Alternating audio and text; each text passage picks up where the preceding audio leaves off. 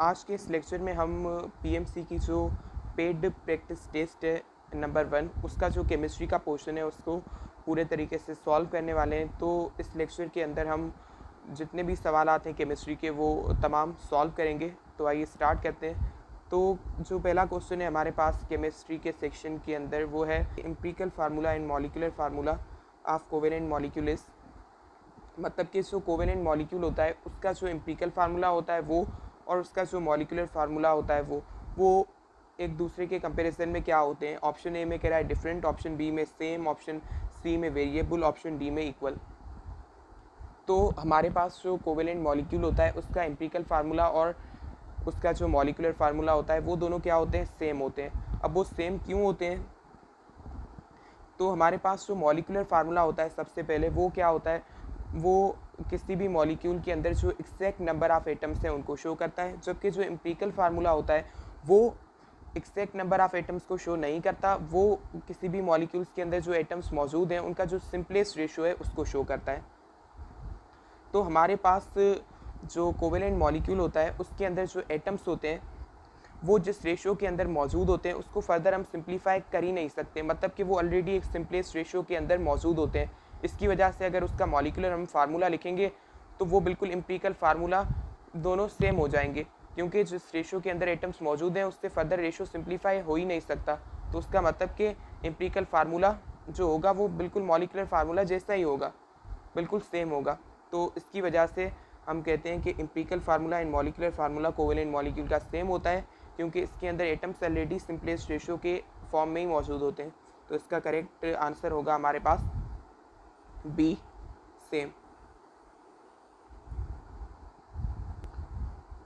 उसके बाद हमारे पास जो क्वेश्चन है उसमें क्या कह रहा है कि which one contains non polar covalent bond.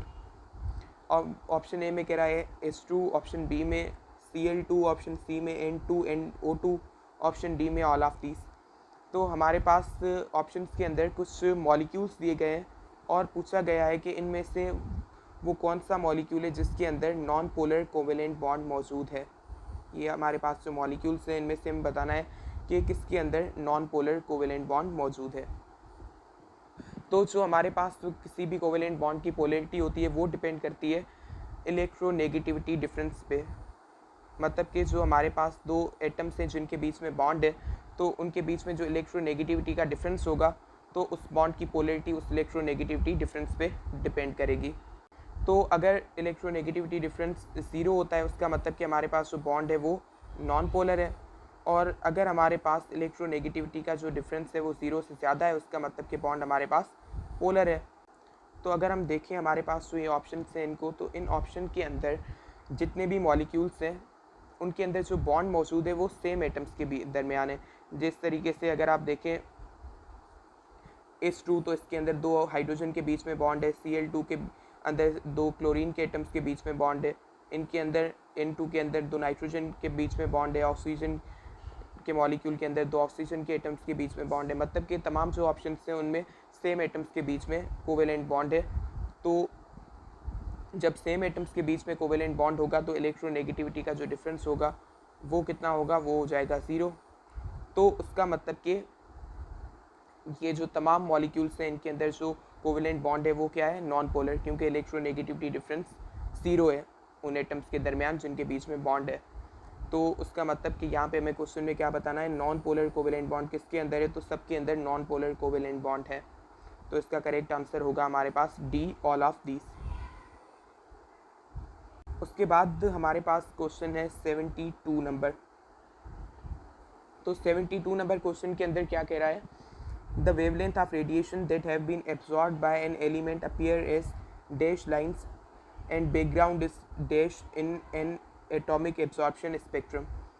यहाँ पे कह रहा है कि जो हमारे पास कोई भी एलिमेंट होता है वो जो रेडिएशन एब्जॉर्ब करता है, जिस वेवलेंथ का रेडिएशन वो एब्जॉर्ब करता है, वो उस एलिमेंट का जो फिर एब्जॉर्प्शन स्पेक्ट्रम बनता है उसके अंदर किस तरीके से रेडिएशन अपीयर होता है, मतलब कौन सी लाइंस के फॉर्म में अपीयर होता है, और जो पीछे बैकग्राउंड होता है वो कौन सा होता है, तो ये बताना है। तो जब भी कोई हमारे पास एलिमेंट होता है वो कोई पर्टिकुलर वेवलेंथ वाला जो रेडिएशन एब्जॉर्ब करता है वो हमारे पास उसका जो एटॉमिक एब्जॉर्प्शन स्पेक्ट्रम होता है उसके अंदर एक लाइंस होती हैं, उनके फॉर्म में अपीयर होता है, और जो लाइंस होती हैं वो हमारे पास कौन सी होती हैं, डार्क लाइंस, मतलब पर्टिकुलर वेवलेंथ डार्क लाइन के फॉर्म में शो होती है एब्जॉर्प्शन स्पेक्ट्रम के अंदर। और जो बैकग्राउंड होता है स्पेक्ट्रम के अंदर वो होता है हमारे पास ब्राइट। तो उसका मतलब कि पहले हमें बताना है कि जो रेडिएशन है उसकी जो वेवलेंथ इसने एब्जॉर्ब की है वो किस लाइन के फॉर्म में होगी। उसके बाद हमें बताना है कि बैकग्राउंड कौन सा होगा। तो बैकग्राउंड हमारे पास होगा वो होगा ब्राइट, जबकि जो लाइंस हैं वो कौन सी होंगी, डार्क। तो पहले हमें लाइंस का बताना है, तो लाइंस डार्क और फिर हम लिखेंगे ब्राइट। तो उसका मतलब कि इसका जो करेक्ट आंसर होगा वो होगा ए ऑप्शन, जिसके अंदर कह रहा है डार्क और ब्राइट। मतलब कि पहले हमें बताना है लाइंस का, तो लाइंस डार्क, उसके बाद बैकग्राउंड ब्राइट। तो इसका करेक्ट आंसर है हमारे पास ए, डार्क एंड ब्राइट, मतलब डार्क लाइंस और बैकग्राउंड ब्राइट। तो अब क्वेश्चन जो हमारे पास है 73 नंबर क्वेश्चन, उसके अंदर कह रहा है विच of the following is an example of free radical. तो ये हमें डिफरेंट केमिकल स्पीशीज़ दी गई हैं, तो इनमें से हमें बताना है कि फ्री रेडिकल का एग्जांपल कौन सा है। तो हमारे पास सबसे पहले फ्री रेडिकल क्या होता है। तो फ्री रेडिकल कोई भी हमारी ऐसी केमिकल स्पीशी होती है जिसके अंदर अनपेयर्ड इलेक्ट्रॉन मौजूद हो। तो अगर आप इन ऑप्शंस के अंदर देखें, सी ऑप्शन के अंदर ब्रोमीन का आइटम दिया हुआ है, इसके अंदर अनपेयर्ड इलेक्ट्रॉन होता है। कोई भी हेलोजन का आइटम होता है उसके अंदर एक अनपेयर्ड इलेक्ट्रॉन होता है, जो कि उसका जो आउटर मोस्ट शेल होता है, उसका जो पी सब शेल होता है, उसके अंदर जो पी जेड ऑर्बिटल होता है उसके अंदर वो मौजूद होता है अनपेयर्ड इलेक्ट्रॉन। ये जो Cl2 है हमारे पास, इस Cl2 के अंदर कोई भी अनपेयर्ड इलेक्ट्रॉन नहीं होगा, क्योंकि ये मॉलिक्यूल है हमारे पास क्लोरीन का। तो क्लोरीन के अंदर, हर क्लोरीन के अंदर एक अनपेयर्ड इलेक्ट्रॉन होगा, तो जब दोनों मिलेंगे तो पेयर्ड हो जाएगा। अगर आप देखें Br- को, तो ब्रोमीन का आइन है, ब्रोमीन के अंदर इलेक्ट्रॉन होता है अनपेयर्ड इलेक्ट्रॉन, जबकि ये ब्रोमीन का जो नेगेटिव आइन है इसके अंदर नहीं होगा, क्योंकि एक इलेक्ट्रॉन दूसरा उसने गेन किया, तो इलेक्ट्रॉन जो अनपेयर्ड था वो पेयर हो गया। अगर इसकी बात करें हमारे पास Br+ की, तो इसके अंदर भी अनपेयर्ड इलेक्ट्रॉन नहीं होगा, क्योंकि जो अनपेयर्ड इलेक्ट्रॉन था इसके अंदर वो इसने लॉस कर दिया है, इसी वजह से ये पॉजिटिव Br है। तो इसका करेक्ट आंसर हमारे पास सी होगा, ब्रोमीन का ये जो इंडिविजुअल एटम है। अब जो क्वेश्चन है उसके अंदर पूछ रहा है anything under study during a chemical reaction in thermodynamics is called as. तो हमारे पास जो थर्मोडायनेमिक्स होता है उसके अंदर कोई भी चीज़ जो कि अंडर स्टडी होती है उसको हम क्या कहते हैं। तो जो थर्मोडायनेमिक्स होता है उसके अंदर कोई भी चीज़ हमारे पास अंडर कंसिडरेशन होती है, मतलब स्टडी के अंदर होती है, तो उसको हम कहते हैं सिस्टम। मतलब सिस्टम हमारे पास यूनिवर्स का वो पोर्शन है जो कि हम स्टडी कर रहे हैं, जिसके बारे में, मतलब जो कि हमारे पास अंडर कंसीडरेशन है, तो उसको हम कहते हैं सिस्टम। तो इसका जो करेक्ट आंसर होगा वो होगा बी, सिस्टम। और अगर पूछे कि सिस्टम के अलावा जो यूनिवर्स का पूरा पोर्शन होता है उसको क्या कहते हैं, तो वो होता है हमारे पास सराउंडिंग। सिस्टम हमारे पास यूनिवर्स का वो पोर्शन होता है जो कि अंडर स्टडी हो, मतलब अंडर कंसीडरेशन हो, और उसके अलावा, सिस्टम के अलावा बाकी दूसरा जो पूरा यूनिवर्स का पोर्शन है उसको हम कहते हैं सराउंडिंग। उसके बाद हमारे पास जो क्वेश्चन है उसके अंदर पूछ रहा है two compartments of galvanic cell are connected by. तो जो हमारे पास गैल्वेनिक सेल होता है उसके दो कंपार्टमेंट्स किसके ज़रिए आपस में कनेक्टेड होते हैं। तो हमारे पास जो गैल्वेनिक सेल होता है वो एक ऐसा सेल होता है जिसके अंदर दो पोर्शंस होते हैं, दो हाफ सेल्स होते हैं, और वो जो दो हाफ सेल्स होते हैं वो इलेक्ट्रिकली कनेक्टेड होते हैं, और जिस स्ट्रक्चर से वो इलेक्ट्रिकली कनेक्टेड होते हैं उसको हम कहते हैं साल्ट ब्रिज। तो ये जो साल्ट ब्रिज होती है ये एक ऐसी स्ट्रक्चर होती है जो हमारे पास जो गैल्वेनिक सेल होता है उसके दोनों हाफ सेल्स को इलेक्ट्रिकली कनेक्ट करती है। तो इसका जो सही आंसर होगा वो होगा हमारे पास डी, साल्ट ब्रिज। और इसके हवाले से एक और भी इम्पॉर्टेंट चीज़ है जो कि आपको याद रखनी है कि हमारे पास ये जो साल्ट ब्रिज होती है ये KCl की एक्विस सॉल्यूशन होती है जो कि जेल के फॉर्म में होती है, उससे बनी हुई होती है ये। अब ये KCl मतलब पोटेशियम क्लोराइड, तो इस साल्ट ब्रिज के अंदर पोटेशियम क्लोराइड का जेल होता है। तो ये भी इम्पॉर्टेंट चीज़ है, आपको याद रखनी है। उसके बाद हमारे पास क्वेश्चन है a reaction with a tendency of occurring in forward and backward direction simultaneously is termed as. मतलब कि ऐसा रिएक्शन जो कि एक ही वक्त, साइमल्टेनियसली का मतलब होता है एक ही वक्त, तो एक ही वक्त जो रिएक्शन फॉरवर्ड डायरेक्शन में भी हो और बैकवर्ड डायरेक्शन में भी हो, तो ऐसे रिएक्शन को हम क्या कहते हैं। तो ऐसे रिएक्शन को कहा जाता है रिवर्सिबल रिएक्शन, जिसके अंदर जो रिएक्टेंट है वो प्रोडक्ट में कन्वर्ट हो जाए, तो उसके बाद वो जो प्रोडक्ट है वो फिर से रिएक्टेंट्स को बनाए, मतलब कि एक तरफ हमारे पास फॉरवर्ड रिएक्शन हो, दूसरी तरफ हमारे पास रिवर्स रिएक्शन हो, बैकवर्ड रिएक्शन हो। तो ऐसे रिएक्शन को हम कहते हैं रिवर्सिबल रिएक्शन, जिसके अंदर फॉरवर्ड रिएक्शन और बैकवर्ड रिएक्शन साइमल्टेनियसली या एक ही वक्त पे होते हैं। तो इसका जो करेक्ट आंसर है हमारे पास वो है D, reversible. In secondary alkyl halides, how many hydrogen atoms are attached to carbon atoms which is attached with halogen? तो अब क्वेश्चन में कह रहा है कि जो हमारे पास सेकेंडरी अल्काइल हैलाइड होता है उसके अंदर जो कार्बन एटम अटैच होता है हेलोजन से, उससे फर्दर कितने हाइड्रोजन एटम्स अटैच होते हैं? ऑप्शन ए में 2, ऑप्शन बी में 1, ऑप्शन सी में 3, ऑप्शन डी में 4। तो अब हमें क्वेश्चन में पूछ रहा है कि सेकेंडरी अल्काइल हैलाइड के अंदर जो कार्बन हेलोजन से अटैच है वो फर्दर कितने हाइड्रोजन से अटैच होता है। तो जो अल्काइल हैलाइड होते हैं उनके अंदर जो कार्बन होता है वो अटैच होता है हमारे पास हेलोजन से।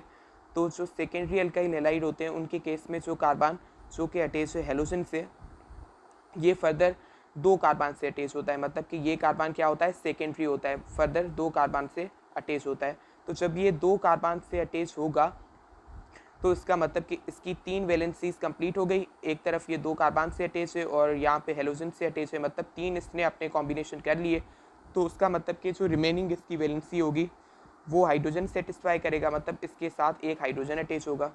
तो उसका मतलब कि सेकेंडरी अल्काइल हैलाइड के अंदर जो कार्बन हेलोजन से अटैच होता है वो फर्दर एक हाइड्रोजन से अटैच होता है, क्योंकि कार्बन की वैलेंसीज तो 4 होती हैं। तो एक तरफ तो ये हेलोजन से अटैच है तो एक तो इसकी पूरी हो गई, बाकी 3 बची, और ये कार्बन हमारे पास सेकेंडरी है तो उसका मतलब 2 कार्बन से अटैच है, तो बाकी एक वैलेंसी बची, मतलब एक हाइड्रोजन अटैच होगा। तो इस तरीके से अगर पूछे कि प्राइमरी हमारे पास अल्काइल हैलाइड्स होते हैं उनके अंदर जो हमारे पास कार्बन होता है हेलोजन से अटैच, वो कितने फर्दर हाइड्रोजन से अटैच होता है, तो 2 से अटैच होगा, क्योंकि वो फर्दर एक कार्बन से अटैच है तो 2 उसकी वैलेंसीज खाली हैं तो 2 हाइड्रोजन से अटैच होगा। अगर टर्शियरी अल्काइल हैलाइड की बात करें तो उनके केस में क्या होगा कि कार्बन जो हेलोजन से अटैच है वो फर्दर 3 कार्बन से अटैच होगा, क्योंकि वो टर्शियरी कार्बन है, तो वो किसी भी हाइड्रोजन से अटैच नहीं होगा क्योंकि चारों वैलेंसीज पूरी हो जाएंगी उसकी। तो इसका मतलब कि हमारे पास ये जो क्वेश्चन है इसका करेक्ट आंसर होगा हमारे पास 1, मतलब कि जो कार्बन हेलोजन से अटैच है वो फर्दर एक हाइड्रोजन से अटैच होगा, क्योंकि वो सेकेंडरी कार्बन है तो वो दूसरे 2 कार्बन से भी अटैच होगा, मतलब एक ही वैलेंसी बचेगी, तो फर्दर वो एक हाइड्रोजन से अटैच होगा। अब उसके बाद हमारे पास जो क्वेश्चन है उसके अंदर कह रहा है प्योर मेटल, मतलब कि जो मेटल प्योर होता है वो ऑप्शन ए में कह रहा है कोरोड स्लोली, ऑप्शन बी में does not corrode easily, option C में कोरोड रैपिडली, या ऑप्शन डी में नन ऑफ दिस। तो हमारे पास प्योर मेटल सबसे पहले क्या होता है, तो जो प्योर मेटल होता है वो ऐसा मेटल होता है जिसके अंदर दूसरी कोई इम्प्योरिटी मिक्स नहीं होती, मतलब उसके अंदर दूसरे एलिमेंट्स शामिल नहीं होते, वो दूसरे एलिमेंट के साथ एलॉय नहीं बनाता, बिल्कुल प्योर होता है। तो ऐसा जो हमारे पास प्योर मेटल होता है उसके अंदर जो कोरोशन होती है वो बिल्कुल नहीं होती, मतलब वो इजीली कोरोड नहीं होता।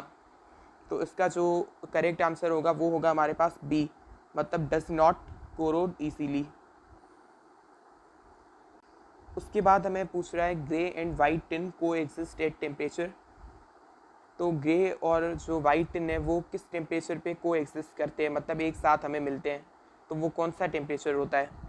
तो इसका जो करेक्ट हमारे पास आंसर होगा वो होगा हमारे पास 13.2 डिग्री सेंटीग्रेड, मतलब ये जो टेम्परेचर है 13.2, इस पे जो हमारा टिन होता है उसके 2 फॉर्म्स होते हैं, ग्रे एंड वाइट टिन, ये को एग्जिस्ट करते हैं, मतलब एक ही साथ हमें मिलते हैं। तो बी ऑप्शन इसका करेक्ट आंसर है 13.2। उसके बाद हमारे पास जो क्वेश्चन है उसके अंदर पूछ रहा है कि phenolic resins are produced by, तो मतलब कि जो फिनोलिक रेजिन्स होते हैं ये प्रोड्यूस कौन करता है।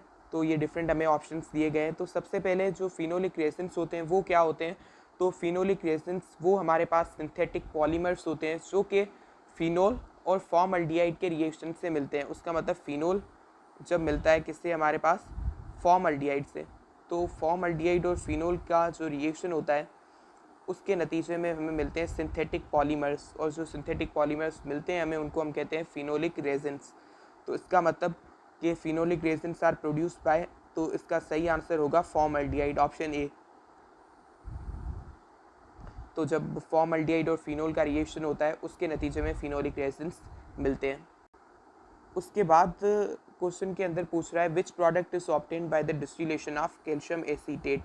तो कैल्शियम एसीटेट की डिस्टिलेशन से कौन सा प्रोडक्ट मिलता है। तो अगर आपने एसीटोन की प्रिपरेशन पढ़ी होगी तो उसके अंदर आपने ये रिएक्शन ज़रूर पढ़ा होगा कि जब कैल्शियम एसीटेट की डिस्टिलेशन होती है तो उसके नतीजे में हमें मिलता है एसीटोन, जो कि हमारे पास ऑप्शन ए यहाँ पे, तो ए ऑप्शन इसका करेक्ट आंसर होगा।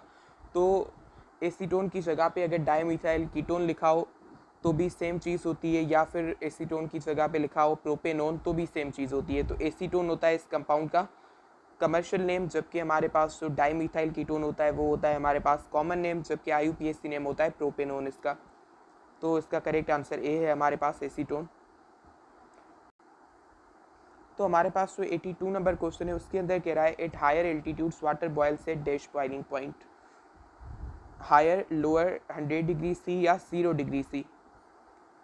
तो हमारे पास जो बॉइलिंग पॉइंट होती है वो डिपेंड करती है एक्सटर्नल प्रेशर पे। तो जितना एक्सटर्नल प्रेशर बढ़ेगा उतनी बॉइलिंग पॉइंट भी बढ़ेगी, जितना एक्सटर्नल प्रेशर कम होगा उतनी बॉइलिंग पॉइंट भी कम होगी। तो जैसे हायर एल्टीट्यूड्स पे जाते हैं तो क्या होता है, जो एक्सटर्नल प्रेशर होता है, जो एटमॉस्फेरिक प्रेशर होता है वो कम होता जाता है। तो एक्सटर्नल प्रेशर कम होगा तो क्या होगा, बॉइलिंग पॉइंट भी कम होगी। तो उसका मतलब कि हायर एल्टीट्यूड्स पे एटमॉस्फेरिक प्रेशर कम होने की वजह से बॉइलिंग पॉइंट भी वाटर की क्या हो जाएगी, कम हो जाएगी।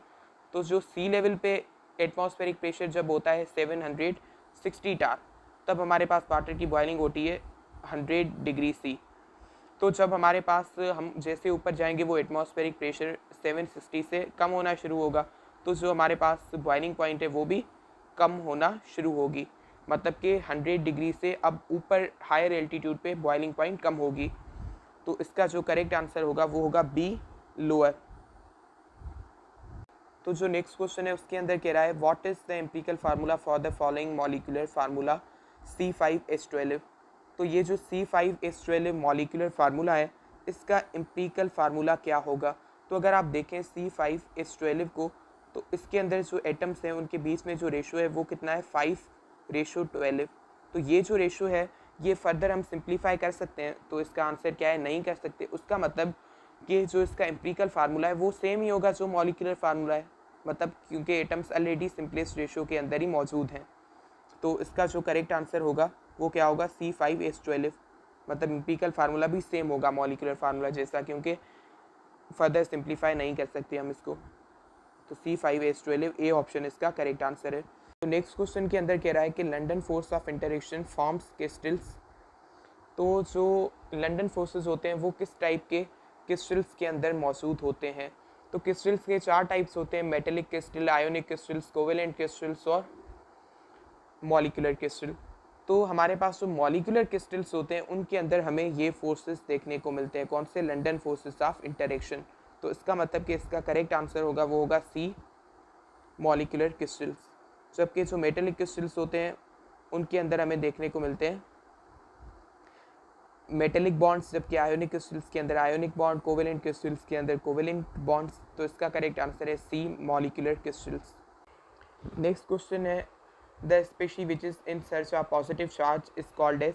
मतलब कि जो स्पेशी पॉजिटिव चार्ज की सर्च में होती है उसको क्या कहते हैं। तो जो स्पेशी पॉजिटिव चार्ज के सर्च में, उसका मतलब कि वो खुद क्या है, इलेक्ट्रॉन रिच है, मतलब उसके बाद इलेक्ट्रॉन बहुत ज़्यादा है तभी वो पॉजिटिव चार्ज की सर्च में, ताकि वो इलेक्ट्रॉन उसको डोनेट कर सके। तो इलेक्ट्रॉन रिच स्पेशी जो होती है, जो कि lone pair of electron donate कर सकती है किसी लो इलेक्ट्रॉन डेफिशिएंट सेंटर पे, तो उसको हम कहते हैं न्यूक्लियोफाइल। तो जो पॉजिटिव चार्ज की सर्च में होगा वो होगा हमारे पास न्यूक्लियोफाइल, जो कि lone pair of electron donate कर सकता है किसी इलेक्ट्रॉन डेफिशिएंट स्पेशी को। तो इसका करेक्ट आंसर होगा हमारे पास सी, न्यूक्लियोफाइल। उसके बाद हमारे पास जो नेक्स्ट क्वेश्चन है उसके अंदर कह रहा है विच of the following is ortho para directing group. मतलब कि ये जो सारे ग्रुप्स हैं इनमें से ऑर्थो पैरा डायरेक्टिंग ग्रुप कौन सा है। तो जो हमारे पास ऑप्शन ए में है COOH ग्रुप, ये हमारे पास मेटा डायरेक्टिंग होता है। ये जो COR ग्रुप है ये भी मेटा डायरेक्टिंग है। ये CN ग्रुप ये भी मेटा डायरेक्टिंग ग्रुप होता है। जबकि ये जो हमारे पास हाइड्रोक्सिल ग्रुप है OH ग्रुप, ये हमारे पास होता है और दो पैरा डायरेक्टिंग ग्रुप। तो इसका करेक्ट आंसर होगा D, hydroxyl group. Next question के अंदर कह रहा है the sum of cationic and anionic radius in a crystal lattice is equal to. तो जो क्रिस्टल लेटिस होता है उसके अंदर कैटायोनिक और एनायोनिक रेडियस है उसका जो सम होता है वो किसके इक्वल होता है। तो ये डिफरेंट हमें ऑप्शंस दिए गए हैं, इनमें से हमें बताना है कि जो कैटायोनिक एंड एनायोनिक रेडियस का सम है क्रिस्टल लेटिस के अंदर वो किसके इक्वल होता है। तो जो हमारे पास आयोनिक क्रिस्टल का लेटिस होता है जिसके अंदर कैटाइंस और एनाइंस मौजूद होते हैं, तो उसके अंदर ये जो कैटाइन है उसके रेडियस को हम कैटायोनिक रेडियस कहते हैं, जबकि एनाइन के रेडियस को हम कहते हैं एनायोनिक रेडियस। तो जो कैटाइन का रेडियस है और एनाइन का रेडियस है, जब इन दोनों को हम ऐड करेंगे, इनका सम करेंगे, तो उससे हमें क्या पता चलेगा, तो उनका जो सम होगा वो इक्वल हो जाएगा उन दोनों कैटाइंस और एनाइन के बीच वाला जो डिस्टेंस है उसके। मतलब कि जो कैटायोनिक रेडियस है और एनायोनिक रेडियस है, कैटाइन का रेडियस एनाइन का रेडियस, उनका जो सम है वो कैटाइन और एनाइन के बीच वाला जो डिस्टेंस है उसके इक्वल होगा। तो जो कैटाइन और एनाइन के बीच में जो डिस्टेंस होता है उसको हम कहते हैं इंटर आयोनिक डिस्टेंस या आर। तो जो इंटर आयोनिक डिस्टेंस या आर होगा तो उसके इक्वल हो जाएगा कैटायोनिक एंड एनायोनिक रेडियस का sum in a crystal lattice. तो करेक्ट आंसर होगा हमारे पास B, interionic distance R. अब नेक्स्ट क्वेश्चन में कह रहा है dash are estimated to constitute more than 99% of the visible universe. Option A solids, option B liquids, option C gases, option D plasmas. तो यहाँ पे पूछ रहा है कि जो विजिबल यूनिवर्स होती है उसका 99% से ज़्यादा हिस्सा सॉलिड से बना हुआ होता है, लिक्विड से बना हुआ होता है, गैसेस से बना हुआ होता है या प्लाज्मा से। तो सबसे पहले हमारे पास विजिबल यूनिवर्स क्या होती है। विजिबल यूनिवर्स या कायनात का वो पोर्शन है जो कि अर्थ से विजिबल होता है, मतलब कि अर्थ से डिफरेंट इंस्ट्रूमेंट के थ्रू जो पोर्शन हम यूनिवर्स का देख सकते हैं उसको कहा जाता है विजिबल यूनिवर्स। तो ये जो विजिबल यूनिवर्स होती है, ये जो यूनिवर्स का रीजन होता है, ये 99% से ज़्यादा बना हुआ होता है प्लाज्मा से। तो इसका करेक्ट आंसर है डी, प्लाज्मा। फिर what is the sum of all energies present in a reaction mixture or system called as. मतलब कि जो रिएक्शन मिक्सचर है या सिस्टम है उसके अंदर जो डिफरेंट एनर्जीज हैं उनका जो सम है उसको क्या कहते हैं। तो सिस्टम के अंदर मॉलिक्यूल्स हैं, उनकी जो डिफरेंट एनर्जीज हैं उनका जो सम है टोटल, उसको हम कहते हैं इंटरनल एनर्जी। मतलब ऑप्शन सी इसका करेक्ट आंसर है। तो इस क्वेश्चन में कह रहा है what is the IUPAC name of this compound. तो ये जो कंपाउंड है इसका IUPAC नेम क्या होगा। तो देखते हैं इसको सॉल्व करके। तो हमारे पास ये कुछ फार्मूला हमें दिया गया है कि CH3, इसके बाद CH3, इस तरीके से CH और CH3। तो अगर आप देखें इस कंपाउंड को तो इसके अंदर ये जो CH3 ग्रुप है, मिथाइल ग्रुप है, ये जो हमारा ये कार्बन है इसके ऊपर ब्रांच के फॉर्म में मौजूद है। तो लिखते हैं हम इसको सिंप्लीफाई करके CH3 और ये जो CH है उसके बाद CH3। तो ये जो कार्बन है इसके ऊपर ये CH3 जो है ये ब्रांच के फॉर्म में मौजूद है, जो कि ब्रैकेट के फॉर्म में शो किया गया है यहाँ पे। तो अगर अब हम नेमिंग करें इसकी तो किस तरीके से करेंगे। तो इसके अंदर 3 कार्बन है। अब नंबरिंग हम किसी भी साइड से कर सकते हैं क्योंकि ये जो मिथाइल ग्रुप है ये दोनों साइड से इक्वल डिस्टेंस पे मौजूद है। तो 1 2 3, तो उसका मतलब कि 3 कार्बन है, मतलब प्रोपेन, और सेकेंड नंबर पे अटैच है मिथाइल, तो उसका मतलब 2 मिथाइल प्रोपेन। इसका क्या होगा, IUPAC नेम होगा। तो इसका करेक्ट जो हमारे पास आंसर होगा वो होगा 2 मिथाइल प्रोपेन, जो कि हमारे पास सी ऑप्शन।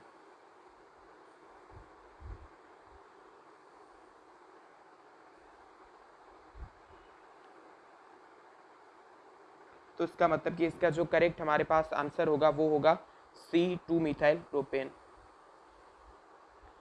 तो अब क्वेश्चन के अंदर कह रहा है when we react an active metal like aluminium with less active element like copper it will form. कि जब एक्टिव हमारे पास कोई मेटल होता है जैसे कि एल्यूमिनियम, उसका रिएक्शन कराया जाता है less active element like copper, तो उसके नतीजे में कौन सा सेल बनता है इनमें से। तो गैल्वेनिक सेल बनता है जिसके अंदर 2 हाफ सेल्स होते हैं जो कि इलेक्ट्रिकली कनेक्टेड होते हैं। तो इस तरीके के रिएक्शन से यही गैल्वेनिक सेल बनेगा। तो ऑप्शन नंबर बी इसका करेक्ट आंसर है।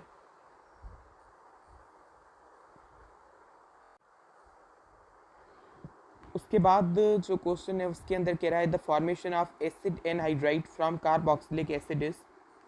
मतलब कि जो कार्बोक्सिलिक एसिड होता है उससे एसिड एनहाइड्राइड की फॉर्मेशन होती है, उसको हम क्या कहते हैं?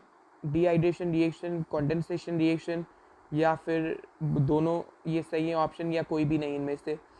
तो क्वेश्चन के अंदर हमसे पूछ रहा है कि जब कार्बोक्सिलिक एसिड होता है उससे एसिड एनहाइड्राइड की फॉर्मेशन होती है तो ऐसे रिएक्शन को क्या कहा जाता है?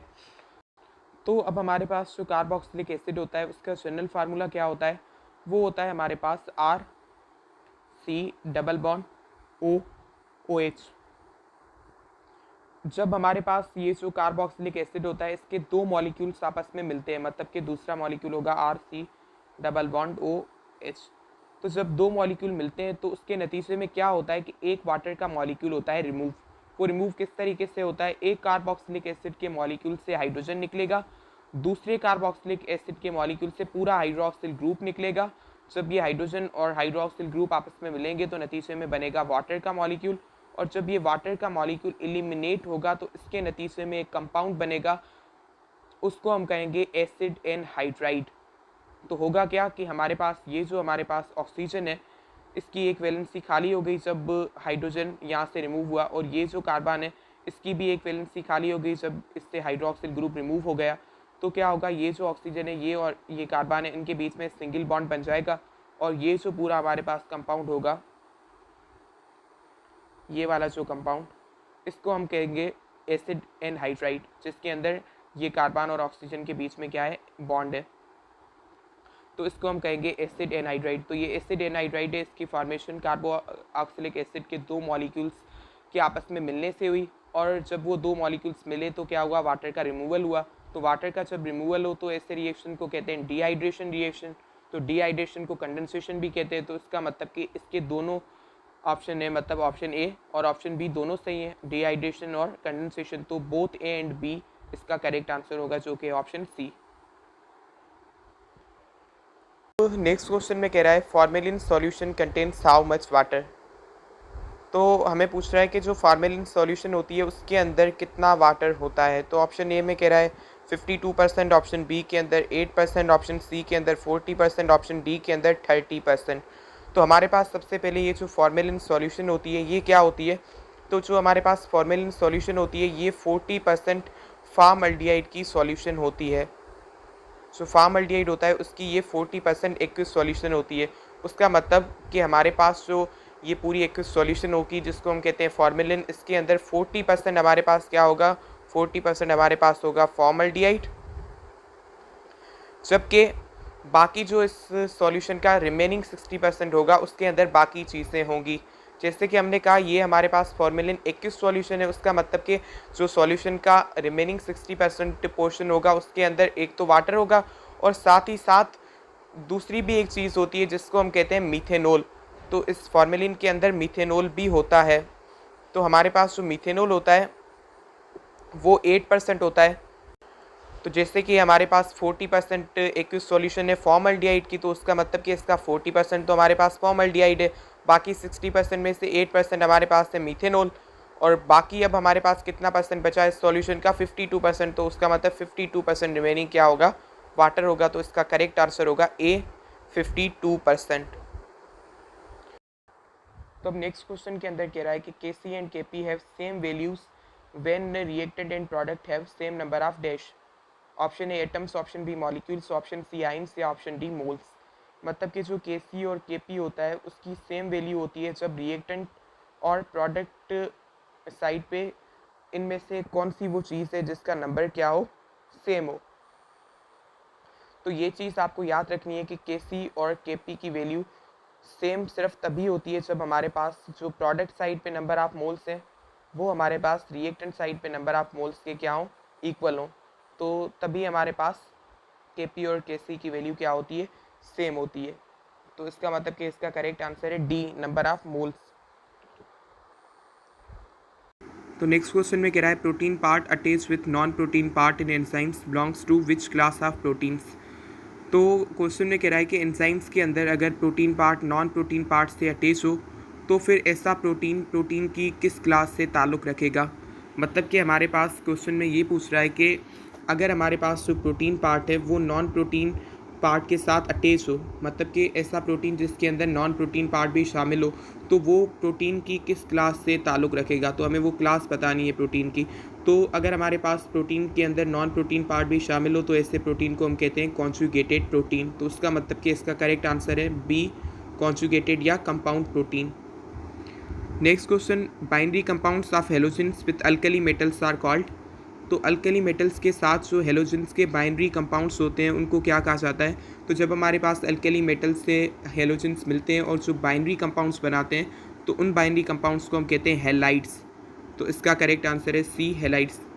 जैसे हमारे पास सोडियम जो कि अल्कली मेटल है, जब वो क्लोरीन के साथ मिलता है जो कि हेलोजन है तो हमारे पास क्या बनता है? Sodium chloride. मतलब कि ये सोडियम जो हमारे पास है अल्कली मेटल, तो उसका ये क्या बन गया? क्लोराइड, मतलब कि हैलाइड।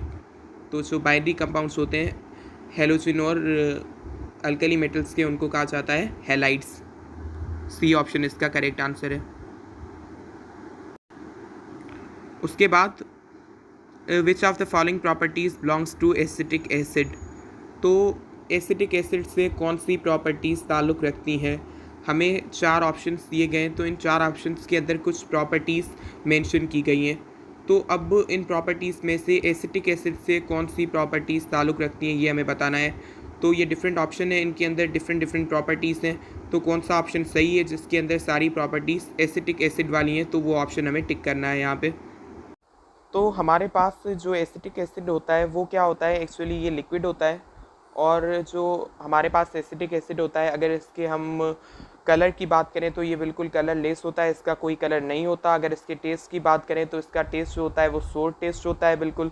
और अगर इसकी स्मेल की बात करें तो इसके अंदर से हमें एक बिल्कुल शार्प स्मेल आती है, मतलब कि इसके अंदर एक विनेगर लाइक शार्प स्मेल होती है जिसको हम कहते हैं पुंजेंट स्मेल। पुंजेंट स्मेल का मतलब होता है शार्प स्मेल। तो इसकी पुंजेंट स्मेल होती है जो कि विनेगर लाइक एक शार्प स्मेल होती है, तो इसके अंदर से वो स्मेल आती है। तो अगर हम देखें अब ऑप्शंस को, तो ऑप्शंस के अंदर कौन कौन सी प्रॉपर्टीज़ हैं वो देख के हम बताएंगे कि कौन सा ऑप्शन करेक्ट है। तो अगर पहले ऑप्शन को हम देखें तो पहले ऑप्शन के अंदर कह रहा है कलरलेस लिक्विड, तो ये बात सही है, बिल्कुल ये कलरलेस होता है। फिर कह रहा है ऑर्डरलेस। ऑर्डरलेस का मतलब कि इसके अंदर कोई स्मेल नहीं होती, तो ये बात गलत है क्योंकि इसके अंदर स्मेल होती है, एक पुंजेंट स्मेल होती है, बिल्कुल शार्प स्मेल होती है इसके अंदर। और ये जो है सोर टेस्ट, ये बात भी सही है, बट ये ओडोरलेस वाली बात ये इसके अंदर गलत है, तो ये ऑप्शन करेक्ट नहीं होगा। उसके बाद बी ऑप्शन के अंदर कह रहा है bright colour and bitter taste, तो ये दोनों चीज़ें इस ऑप्शन के अंदर गलत है क्योंकि इसका कलर कोई भी नहीं होता। और टेस्ट, अगर टेस्ट की बात करें तो टेस्ट इसका सोर टेस्ट होता है, बिटर नहीं होता। सी ऑप्शन को देखें तो सी ऑप्शन के अंदर कह रहा है कलरलेस सॉलिड, तो ये ऑप्शन तो गलत होगा। उसके बाद अगर डी ऑप्शन को देखें तो डी में कह रहा है ऑल आर इनकरेक्ट, तो ए बी सी हमने तीनों को देखा, तो ए बी सी तीनों ऑप्शंस के अंदर जो प्रॉपर्टीज़ दी हुई हैं उनमें से कोई ना कोई एक प्रॉपर्टी तो गलत है ही है, मतलब तीनों ऑप्शन गलत हैं, तो all are incorrect, D option इसका करेक्ट आंसर होगा। उसके बाद नेक्स्ट क्वेश्चन में कह रहा है कि which one of the following is strong acid. तो ये डिफरेंट हमें एसिड्स दिए गए हैं, तो उनके अंदर से हमें बताना है कि स्ट्रॉन्ग एसिड सबसे ज़्यादा कौन है। तो ये हमें सब जो ऑप्शंस के अंदर दिए गए हैं ये एक्चुअली हाइड्रोजन हैलाइड्स हैं, मतलब कि हाइड्रोजन के हैलाइड्स। तो ये सब एसिडिक होते हैं नेचर में, तो हमें बताना है इनमें से स्ट्रॉन्ग एसिड कौन सा है। तो हमारे पास जो एसिड होता है वो क्या होता है? सबसे पहले तो एसिड हमारे पास ऐसी चीज़ है जो कि हमारे पास एक सॉल्यूशन के अंदर क्या करे? प्रोटॉन डोनेट करे, तो उसको हम कहते हैं एसिड। तो अब हमारे पास जो एसिड होता है उसकी स्ट्रेंथ जो होती है वो डिपेंड किस चीज़ पे करती है? वो डिपेंड करती है इस चीज़ पे कि वो कितना इजीली आयोनाइज होके प्रोटॉन डोनेट करता है, मतलब कि कितना वो इजीली आयोनाइज होके एक सॉल्यूशन के अंदर प्रोटॉन देता है, तो उतना वो स्ट्रॉन्ग एसिड होगा। जितना इजीली आयोनाइज होगा उतना स्ट्रॉन्ग वो होगा एसिड। तो हमारे पास ये जो ऑप्शंस हैं इनके अंदर आयोनाइजेशन सबसे ज़्यादा अच्छे तरीके से किसके अंदर होगी? तो वो हमारे पास स्ट्रॉन्ग एसिड होगा। तो अब जो आयोनाइजेशन होती है वो डिपेंड किस चीज़ पे करती है? तो आयोनाइजेशन डिपेंड करती है कि इन मॉलिक्यूल्स के अंदर जो बॉन्ड है वो बॉन्ड कितना स्ट्रॉन्ग है। जितना बॉन्ड स्ट्रॉन्ग होगा उतनी आयोनाइजेशन क्या होगी? कम होगी, और जितना बॉन्ड वीक होगा उतनी आयोनाइजेशन ज़्यादा होगी। क्योंकि अगर हम बात करें इन मॉलिक्यूल्स की, हाइड्रोजन हैलाइड्स हैं जो, जिनके अंदर H और फिर हेलोजन का आइटम है, तो जितना बॉन्ड इनके बीच में स्ट्रॉन्ग होगा उतना आयोनाइजेशन कम होगी, उतना ये लेस आयोनाइज होगा और उतना डिफ़िकल्टी से हाइड्रोजन डोनेट करेगा एक सॉल्यूशन में, और जितना ये बॉन्ड हमारे पास वीक होगा उतनी आसानी से ये बॉन्ड टूट पाएगा और ये मॉलिक्यूल आयोनाइज होकर हाइड्रोजन डोनेट कर सकेगा। तो अब इन सब में से बॉन्ड जिसके अंदर वीक होगा वो क्या होगा, हमारे पास स्ट्रॉन्ग एसिड होगा। तो अगर आप देखें ना ऑप्शन में, तो सब में से बॉन्ड जो है वो वीक किसके अंदर होगा, तो बॉन्ड जो होगा वीक हमारे पास वो होगा हाइड्रोजन आयोडाइड के अंदर। जो HI है हमारे पास, इसके अंदर सबसे वीक होगा बॉन्ड। अब HI के अंदर सबसे वीक क्यों होगा बॉन्ड, तो अब हमारे पास जो ये HI है इसके अंदर बॉन्ड सबके कंपैरिजन में वीक इस वजह से क्योंकि बॉन्ड लेंथ जो है वो HI के अंदर जो हाइड्रोजन और आयोडीन है उनके बीच में जो बॉन्ड की लेंथ है वो सबसे ज़्यादा है दूसरे ऑप्शंस के कंपैरिजन में। अब ज़्यादा इस वजह से क्योंकि सारे जो हमारे पास ऑप्शन है उनके अंदर हाइड्रोजन के साथ हेलोजन एटम अटैच है, तो हाइड्रोजन तो सबके अंदर है और उसके साथ एक डिफरेंट हेलोजन एटम अटैच है। तो उन सब हेलोजन एटम में से जो हमारे पास आयोडीन है उसका क्या है, जो एटॉमिक रेडियाई है वो ज़्यादा है, एटॉमिक रेडियस सबसे ज़्यादा है हेलोजन्स में से जो ये हमें मिले हुए हैं इन ऑप्शन में से। तो आयोडीन का सबसे ज़्यादा एटॉमिक रेडियस है और इस वजह से जो हाइड्रोजन के साथ इसका बॉन्ड है उसकी बॉन्ड लेंथ ज़्यादा है, और बॉन्ड लेंथ ज़्यादा होने की वजह से जो HI के अंदर बॉन्ड है वो क्या है, वीक है, और इसी वजह से ये सबसे ज़्यादा आसानी से आयोनाइज हो सकता है और इसी वजह से ये स्ट्रॉन्ग एसिड है सब में से। तो इसका करेक्ट आंसर होगा HI, हाइड्रोजन आयोडाइड। तो अब नेक्स्ट क्वेश्चन के अंदर कह रहा है कि कॉपर सल्फेट 5H2O मतलब CuSO4 5H2O is an example of crystal system. मतलब कि जो हमारे पास कॉपर सल्फेट 5H2O है ये क्रिस्टल सिस्टम कौन से क्रिस्टल सिस्टम के अंदर आता है, मतलब कि ये कौन से क्रिस्टल सिस्टम से ताल्लुक़ रखता है ये हमें बताना है। तो जो हमारे पास कॉपर सल्फेट 5H2O है ये हमारे पास ट्राइक्लिनिक क्रिस्टल सिस्टम के अंदर आ जाता है। तो इसका करेक्ट आंसर जो है हमारे पास वो A है, A ट्राइक्लिनिक। उसके बाद if the concentration of reactants in a chemical reaction is unity then the rate is called as। तो क्वेश्चन के अंदर कह रहा है कि अगर हमारे पास रिएक्टेंट्स की जो कंसंट्रेशन है किसी भी केमिकल रिएक्शन के अंदर वो यूनिटी हो, यूनिटी का मतलब 1 हो, अगर एक हो कंसंट्रेशन, तो फिर रेट को हम क्या कहेंगे। तो हमारे पास जो रेट ऑफ रिएक्शन होता है उसको हम कहते हैं dx/dt। अब ये जो होता है ये इक्वल होता है किसके, k जो कि हमारे पास है रेट कॉन्स्टेंट और multiplied by concentration of reactants. तो रिएक्टेंट्स की जो कंसंट्रेशन होती है वो, तो हमें क्वेश्चन में क्या कह रहा है कि अगर रिएक्टेंट की कंसंट्रेशन किसी भी रिएक्शन के अंदर 1 हो, यूनिटी हो, तो उस केस के अंदर हमारे पास ये जो रेट है ये किसके इक्वल होगा, इस रेट को हम क्या कहेंगे वो हमें बताना है क्वेश्चन के अंदर। तो हमारे पास जब कंसंट्रेशन रिएक्टेंट्स की अगर यूनिटी होगी, एक होगी, तो यहाँ पे हम लिखेंगे 1, तो 1 मल्टीप्लाइड बाय यहाँ पे है के, वो हो जाएगा हमारा इक्वल dx/dt के, मतलब रेट ऑफ रिएक्शन के। तो उसका मतलब कि रेट ऑफ रिएक्शन इक्वल हो जाएगा किसके, के, मतलब dx/dt इज इक्वल टू के। तो जब हमारे पास कंसंट्रेशन रिएक्टेंट्स की यूनिटी होगी तो उस केस में ये हमारा जो के होगा ना, इसको हम कहेंगे स्पेसिफिक रेट कांस्टेंट। इसको क्या कहा जाएगा, स्पेसिफिक रेट कांस्टेंट। जब हमारे पास रिएक्टेंट्स की कंसंट्रेशन यूनिटी हो, एक हो, तो उस केस में हमारा जो के होगा वो होगा हमारा स्पेसिफिक रेट कांस्टेंट। तो अब हमारे पास जो कंसंट्रेशन जब रिएक्टेंट्स की यूनिटी है तो हमारे पास जो ये रेट है ये इक्वल हो गया इस के, जो कि हमारे पास क्या है, specific rate constant means rate constant when concentration of reactants is unity. तो उसका मतलब कि हमारे पास जो रेट होगा वो इक्वल हो जाएगा स्पेसिफिक रेट कांस्टेंट के। तो स्पेसिफिक रेट कांस्टेंट के इक्वल होगा हमारा rate when concentration of reactants is unity in a given chemical reaction. तो इसका जो करेक्ट आंसर है हमारे पास वो होगा specific rate constant, B option. उसके बाद क्या कह रहा है कि when an electrophilic reagent attacks on alcohol what happens. तो हमारे पास क्वेश्चन में कह रहा है कि हमारे पास अगर कोई अल्कोहल है उस पर इलेक्ट्रोफिलिक रिएजेंट अटैक करेगा तो उसके नतीजे में क्या होगा, कौन सा बॉन्ड बनेगा, कौन सा बॉन्ड टूटेगा, ये ऑप्शन के अंदर कह रहा है। तो हमें करेक्ट ये ऑप्शन इसके अंदर से सिलेक्ट करना है।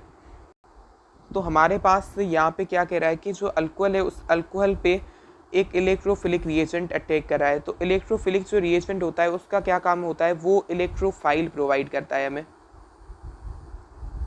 तो हमारे पास इलेक्ट्रोफाइल क्या होता है, इलेक्ट्रोफाइल हमारे पास होता है इलेक्ट्रॉन डेफिशिएंट स्पेशी, मतलब जिसके पास इलेक्ट्रॉन डेफिशिएंट हो। तो ये हमेशा आपको ये बात याद रखनी है, ये इलेक्ट्रॉन जो रिच सेंटर होगा ये वहाँ पे अटैक करेगा, मतलब जहाँ पे इलेक्ट्रॉन की कंसंट्रेशन अच्छी होगी तो इलेक्ट्रोफाइल जो है वहाँ पे अटैक करेगा। तो ये चीज़ आपको याद रखनी है। अब देखते हैं अल्कोहल पे जब इलेक्ट्रोफिलिक रिएजेंट अटैक करेगा तो क्या होगा। तो अब हमारे पास जो अल्कोहल होता है उसका जनरल फार्मूला होता है ROH। ये हमारे पास अल्कोहल, तो हमारे पास इस अल्कोहल पे अटैक करा है एक इलेक्ट्रोफिलिक रिएजेंट। तो इलेक्ट्रोफिलिक जो रिएजेंट होगा वो क्या प्रोवाइड करेगा हमें, इलेक्ट्रोफाइल। तो ये हमारा जो इलेक्ट्रोफाइल है ये पॉजिटिवली चार्ज होता है। तो जब ये पॉजिटिवली चार्ज इलेक्ट्रोफाइल अटैक करेगा हमारे पास अल्कोहल पे तो क्या होगा, तो आप देख सकते हैं कि जो इलेक्ट्रोफाइल है ये पॉजिटिवली चार्ज है, मतलब ये इलेक्ट्रॉन डेफिशिएंट है। तो ये अल्कोहल के अंदर किस पार्ट पे अटैक करेगा, तो ये अटैक करेगा ऑक्सीजन पे, क्योंकि जो ऑक्सीजन होता है वो नेचर में क्या होता है, न्यूक्लियोफिलिक होता है। क्योंकि ये जो बॉन्ड होता है ऑक्सीजन और हाइड्रोजन के बीच में ये होता है पोलराइज बॉन्ड होता है, मतलब पोलर बॉन्ड होता है। उसकी वजह से ऑक्सीजन के ऊपर स्लाइटली नेगेटिव चार्ज होती है, तो इसकी वजह से ये न्यूक्लियोफिलिक होता है, मतलब इलेक्ट्रॉन रिच स्पेशी के तौर पे एक्ट करता है। तो सीधी सी बात है, जो इलेक्ट्रॉन डेफिशिएंट इलेक्ट्रोफाइल है वो अटैक किस पे करेगा, वो जाके अटैक करेगा हमारे पास ऑक्सीजन के ऊपर अटैक करेगा। तो जब वो ऑक्सीजन पे अटैक करेगा तो वो क्या करेगा, जो ऑक्सीजन से ऑलरेडी अटैच है हाइड्रोजन उसको कर देगा रिप्लेस, मतलब उसको हटा देगा और ऑक्सीजन के साथ बाइंड हो जाएगा। तो उसका मतलब कि बॉन्ड कौन सा टूटेगा, बॉन्ड हमारे पास ऑक्सीजन और हाइड्रोजन के बीच वाला जो बॉन्ड है ये हमारे पास टूट जाएगा और ऑक्सीजन के साथ ये अटैच हो जाएगा इलेक्ट्रोफाइल और हाइड्रोजन को कर देगा रिप्लेस। तो उसका मतलब कि ये जो क्वेश्चन है इसके अंदर जो पूछ रहा है कि जब इलेक्ट्रोफिलिक रिएजेंट अल्कोहल पे अटैक करेगा तो कौन सा बॉन्ड बनेगा या टूटेगा, OH बॉन्ड हमारे पास टूटेगा, B option, OH bond breaks. तो नेक्स्ट क्वेश्चन के अंदर कह रहा है कि in peroxides the oxidation number of oxygen is. तो पेरोक्साइड के अंदर ऑक्सीजन का ऑक्सीडेशन नंबर कितना होता है, तो पेरोक्साइड के अंदर ऑक्सीडेशन नंबर जो ऑक्सीजन का होता है वो होता है -1। तो इसका जो करेक्ट आंसर होगा वो होगा हमारे पास -1, ए ऑप्शन। और दूसरी चीज़ आपको ये याद रखनी है कि हमारे पास जो नॉर्मल ऑक्साइड्स होते हैं उनके अंदर जो ऑक्सीडेशन नंबर होता है ऑक्सीजन का वो होता है -2, जबकि हमारे पास जो सुपर ऑक्साइड होते हैं उनके अंदर होता है ऑक्सीडेशन नंबर -1/2। तो ऑक्सीजन का ये ऑक्सीडेशन नंबर जो नॉर्मल ऑक्साइड, पर ऑक्साइड और सुपर ऑक्साइड के अंदर होता है आपको याद रखना है, ये बहुत ही ज़्यादा इम्पॉर्टेंट है। उसके बाद कह रहा है कि in electrochemical cell oxidation take place at, option A cathode, option B anode, option C away from anode, option D none of these.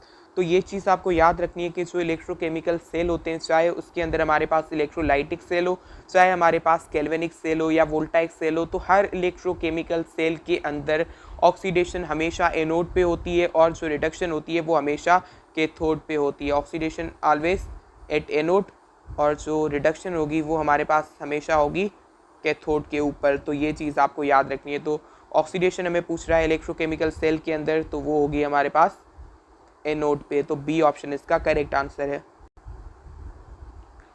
तो नेक्स्ट क्वेश्चन के अंदर कह रहा है what is the other name of 2,4,6 ट्राइनाइट्रोफिनोल। तो 2,4,6 ट्राइनाइट्रोफिनोल जो है उसका दूसरा नाम क्या होता है, उसका दूसरा नाम जो होता है वो होता है पिक्रिक एसिड। तो इसका जो करेक्ट आंसर है वो है हमारे पास ए, पिक्रिक एसिड। ये एक फिनोल होता है जिसके अंदर क्या होता है 2, 4 और 6 नंबर जो कार्बन है वहाँ पे नाइट्रो ग्रुप अटैच होता है, तो इसको हम कहते हैं 2,4,6 ट्राइनाइट्रोफिनोल या फिर picric acid. Empirical formula of glucose is same with. तो ग्लूकोज का जो एम्पिरिकल फार्मूला है वो किसके साथ सेम होगा, मतलब कि ये जो हमें ऑप्शन दिए गए हैं इनमें से वो कौन सा हमारे पास मॉलिक्यूल है जिससे मैच करेगा ग्लूकोज का एम्पिरिकल फार्मूला।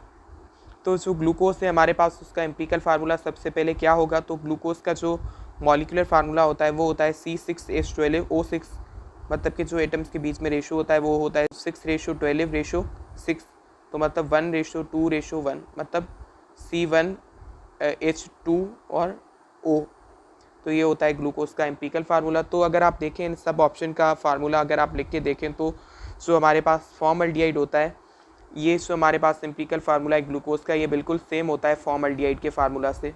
तो बी ऑप्शन इसका करेक्ट आंसर होगा। उसके बाद जो क्वेश्चन है उसके अंदर कह रहा है glucose is converted into ethanol by dash enzyme present in yeast. तो ग्लूकोज का जो कन्वर्शन होता है इथेनॉल के अंदर वो किस एंजाइम की हेल्प से होता है? तो हमारे पास जो यीस्ट होती है उसके अंदर एक एंजाइम होता है जिसको हम कहते हैं जाइमेज। तो वो जाइमेज एंजाइम ग्लूकोज को कन्वर्ट करता है इथेनॉल के अंदर।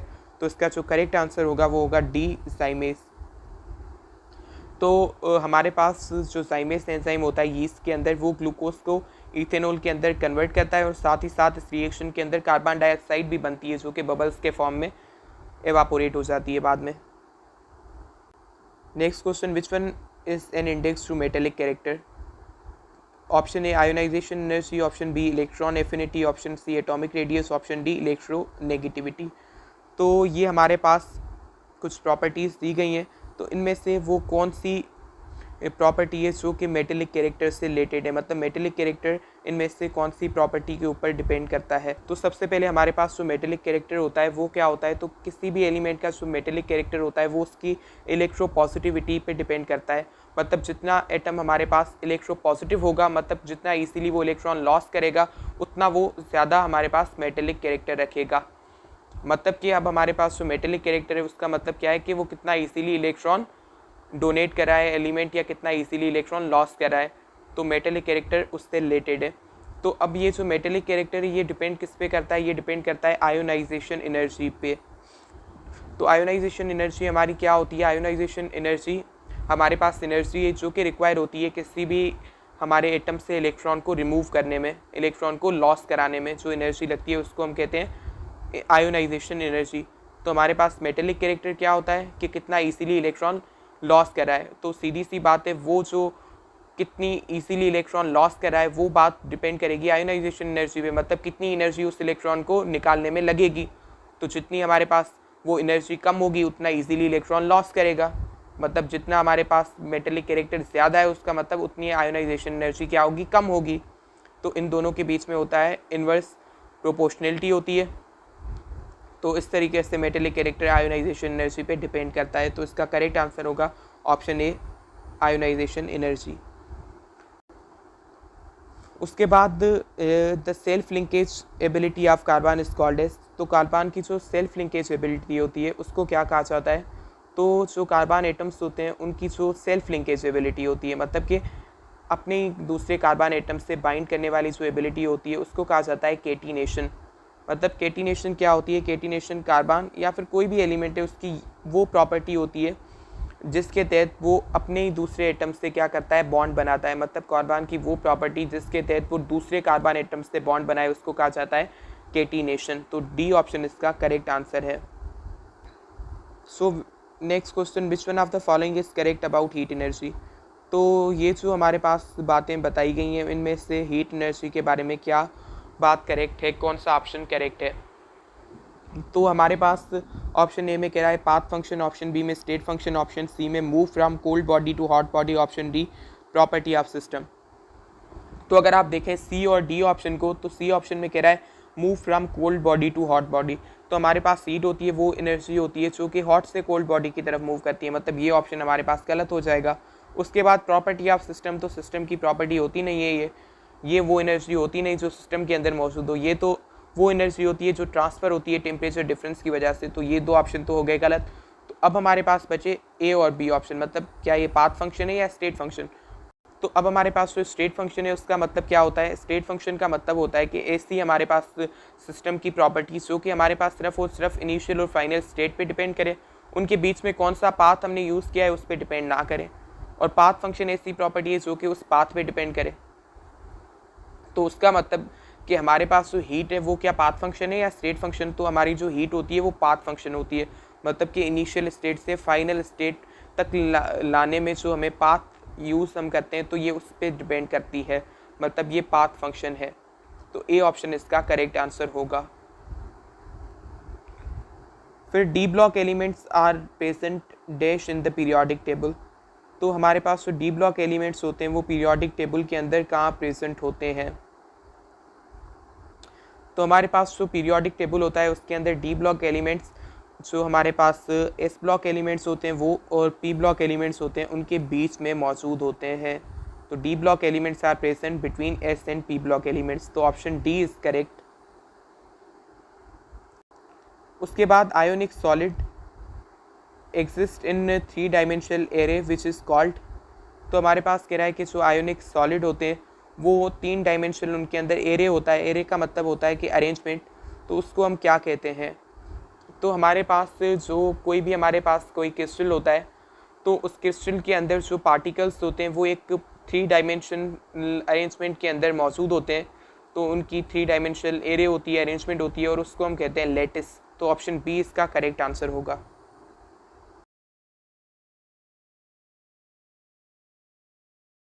सो non typical transition elements belongs to. तो हमारे पास क्वेश्चन में कह रहा है कि जो नॉन टिपिकल ट्रांजिशन एलिमेंट होते हैं वो कौन से ग्रुप से ताल्लुक़ रखते हैं। ये जो डिफरेंट हमें ग्रुप्स दिए गए हैं ऑप्शन में से हमें बताना है कि वो कौन से ग्रुप से ताल्लुक़ रखते हैं। तो हमारे पास जो नॉन टिपिकल ट्रांजिशन एलिमेंट्स होते हैं ये ऐसे ट्रांजिशन एलिमेंट्स होते हैं जो कि 2B ग्रुप के अंदर हमें देखने को मिलते हैं। तो नॉन टिपिकल ट्रांजिशन एलिमेंट्स होते क्या हैं? सो नॉन टिपिकल ट्रांजिशन एलिमेंट्स हमारे पास ऐसे एलिमेंट्स होते हैं जिनके अंदर जो डी सबशेल होता है वो कम्प्लीटली फिल्ड होता है, जबकि जो टिपिकल होते हैं उनके अंदर डी सबशेल बिल्कुल हमारे पास क्या होता है, पार्शली फिल्ड होता है, जबकि इनके अंदर कम्प्लीटली फिल्ड होता है। इसकी वजह से इनको हम नॉन टिपिकल कहते हैं। तो ये 2B ग्रुप के अंदर देखने को मिलते हैं। तो ए ऑप्शन 2B हमारे पास करेक्ट आंसर है। उसके बाद नेक्स्ट क्वेश्चन में कह रहा है who rejected the vital force theory. Vital force theory को किसने रिजेक्ट किया? तो हमारे पास जो वाइटल फोर्स थ्योरी थी उसके मुताबिक जो हमारे पास ऑर्गेनिक कंपाउंड्स हैं वो लेबॉर्ट्री के अंदर प्रिपेयर नहीं किए जा सकते। वो सिर्फ और सिर्फ लिविंग ऑर्गेनिजम्स ही प्रोड्यूस करते हैं, उनके अंदर ही प्रोड्यूस होते हैं, क्योंकि उनके अंदर कोई वाइटल फोर्स है जो कि ऑर्गेनिक कंपाउंड्स को प्रोड्यूस कर रही है। तो ये जो थ्योरी थी वाइटल फोर्स थ्योरी, इसको रिजेक्ट किया साइंटिस्ट थे जो वूलर। उन्होंने क्या किया कि जो यूरिया होती है जो कि एक हमारे पास ऑर्गेनिक कंपाउंड है उसको लेबॉर्ट्री में प्रिपेयर किया, वो भी इनऑर्गेनिक मटेरियल जो कि अमोनियम साइनेट था उससे। तो इस तरीके से उन्होंने वाइटल फोर्स थ्योरी को रिजेक्ट कर दिया। तो वो है हमारे पास वोलर, ए ऑप्शन। उसके बाद one of them is not an alkali metal market. तो ये जो हमारे पास ऑप्शन दिए गए हैं इनमें से एक हमारे पास अल्कली मेटल नहीं है, तो उसको मार्क कीजिए। तो हमारे पास ऑप्शन ए में कह रहा है फ्रांसियम, ऑप्शन बी में सीसियम, ऑप्शन सी में रुबेडियम, ऑप्शन डी में रेडियम। तो ये जो पहले हमारे पास 3 है इनका ताल्लुक 1A ग्रुप से, मतलब कि ये अल्कली मेटल्स हैं, फ्रांसियम, सीसियम, रुबेडियम। जबकि हमारे पास ये जो डी ऑप्शन है, ये जो हमारा रेडियम है, ये एक्चुअली अल्कली मेटल नहीं होता, ये 2A ग्रुप के अंदर आता है और ये अल्कलाइन अर्थ मेटल होता है। तो यहाँ पे क्वेश्चन में हमें वो मार्क करना है जो कि अल्कली मेटल ना हो। तो ये जो हमारे पास है रेडियम, ये अल्कली मेटल नहीं है, तो ये इस आंसर होगा, इस क्वेश्चन का ये करेक्ट आंसर होगा, डी ऑप्शन रेडियम।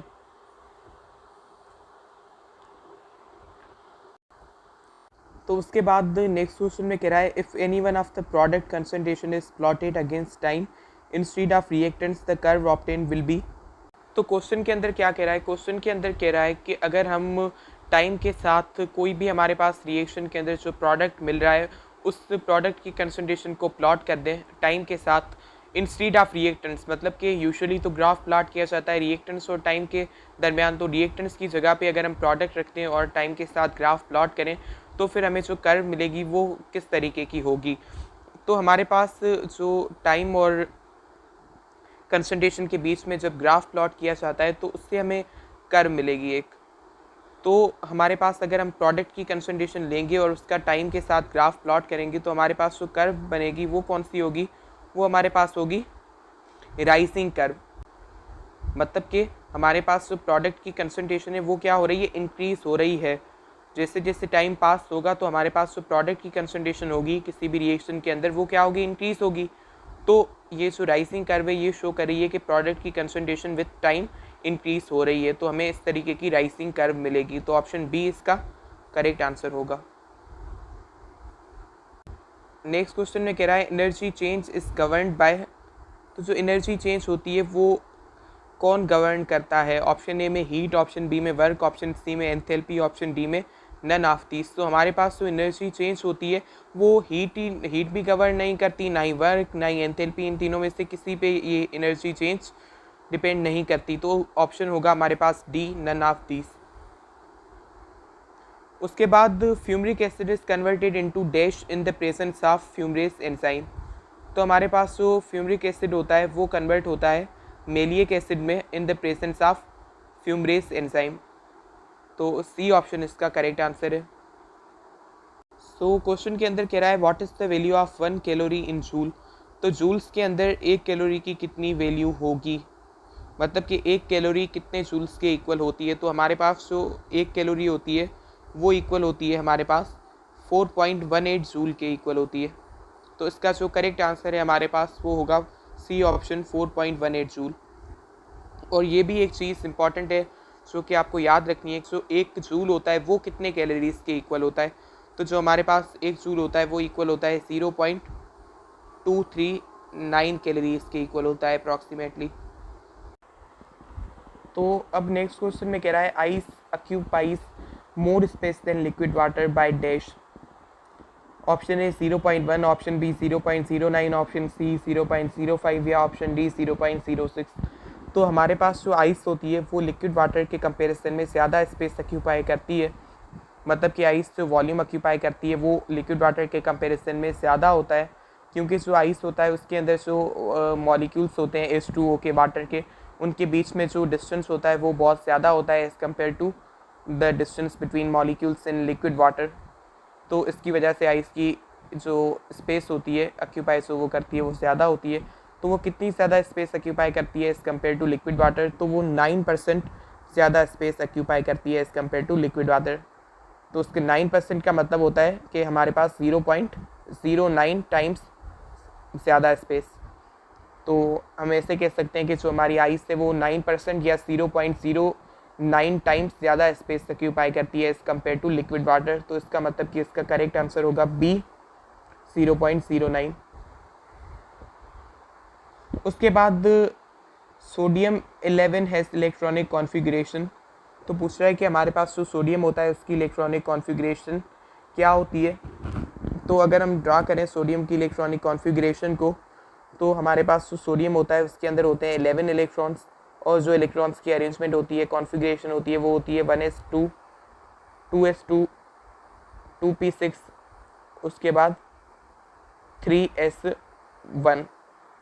तो हमारे पास ये जो शुरू वाली अरेंजमेंट है इलेक्ट्रॉन की, मतलब ये जो 10 इलेक्ट्रॉन्स हैं जो कि 2 शेल्स के अंदर अरेंज है, मतलब 1s2, 2s2, 2p6, तो ये 10 इलेक्ट्रॉन जो हो गए हमारे पास।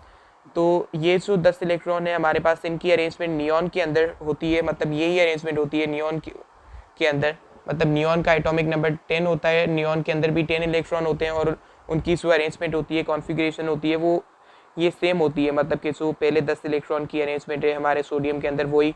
तो इसकी जगह पे हम लिख सकते हैं नियॉन, तो उसका मतलब कि नियॉन, और साथ ही साथ हम लिखेंगे 3s1। तो ऐसी कॉन्फ़िगरेशन होती है हमारे पास सोडियम की। तो ऑप्शन हमारे पास करेक्ट होगा बी। उसके बाद हमारे पास नेक्स्ट क्वेश्चन में कह रहा है the tendencies of elements to have relationship with each other can be understand by. तो हमारे पास जो एलिमेंट्स होते हैं उनकी जो टेंडेंसी होती है एक दूसरे से रिलेशनशिप बनाने की, उस एक दूसरे से बॉन्ड बनाने की, वो हम अंडरस्टैंड कर सकते हैं किस तरीके से। ये डिफरेंट जो कॉन्सेप्ट है उनमें से वो कौन सा कॉन्सेप्ट है जो कि हमें एक्सप्लेन करता है कि एलिमेंट्स के अंदर जो टेंडेंसी होती है रिलेशनशिप बनाने की वो। तो हमारे पास जो लेविस कॉन्सेप्ट है, तो ये हमें एक्सप्लेन करता है कि किस तरीके से एलिमेंट्स के अंदर बॉन्ड बनाने की टेंडेंसी होती है, किस तरीके से वो एक दूसरे से रिलेशनशिप बनाते हैं, किस तरीके से बॉन्ड बनता है, वो सारी चीज़ें। तो सी ऑप्शन लेविस कॉन्सेप्ट इसका करेक्ट आंसर है।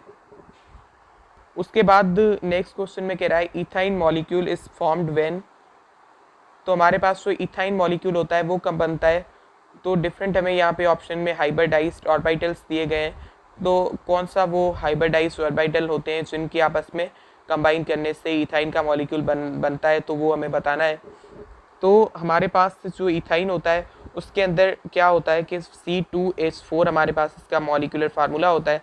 तो इसके अंदर ये जो 2 कार्बन से ये दोनों क्या होते हैं, sp हाइब्रिडाइज होते हैं। मतलब sp हाइब्रिडाइजेशन होती है, उसका मतलब कि सीधी सी बात है दोनों के sp हाइब्रिडाइज जो ऑर्बिटल्स होंगे वही एक दूसरे से कंबाइन होंगे। उसका मतलब कि इसका करेक्ट ऑप्शन होगा A option, when two sp hybridised orbitals combine. तो ए ऑप्शन इसका करेक्ट आंसर है। उसके बाद जो क्वेश्चन है उसमें कह रहा है tertiary alcohols upon reaction with oxidising agents gives dash as major product. तो जब टर्शरी अल्कोहल्स का रिएक्शन कराया जाता है ऑक्सीडाइजिंग एजेंट्स के साथ तो उसके नतीजे में alkene as the major product obtain होता है। तो इसका करेक्ट आंसर होगा बी अल्कीन। उसके बाद according to first law of thermodynamics, तो फर्स्ट लॉ ऑफ थर्मोडायनेमिक्स की इक्वेशन हमें बतानी है यहाँ क्वेश्चन में। तो फर्स्ट लॉ ऑफ थर्मोडायनेमिक्स की इक्वेशन क्या होती है कि हमारे पास जो डेल्टा क्यू होता है वो इक्वल होता है delta U plus delta W के। तो इसका जो करेक्ट आंसर है हमारे पास वो होगा हमारे पास सी ऑप्शन, जिसके अंदर लिखा हुआ है कि delta Q is equal to delta U plus delta W.